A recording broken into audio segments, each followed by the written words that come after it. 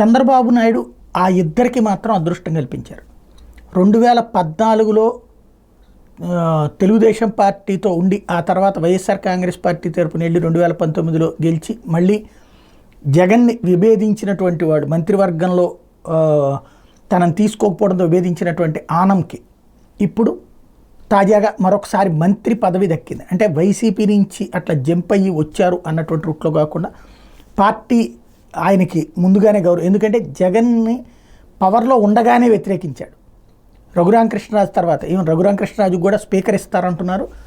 అక్కడ ఒక కీలకమైనటువంటి అంశమైంది. రెండవది వచ్చేటప్పటికి ఎవరైతే పార్థసారథి వాస్తవంగా కాంగ్రెస్ పార్టీ హయాంలో మంత్రిగా చేశారు, చాలా సిన్సియర్ యాదవ్ సామాజిక వర్గానికి సంబంధించిన వారు, కష్టపడ్డటువంటి వ్యక్తి.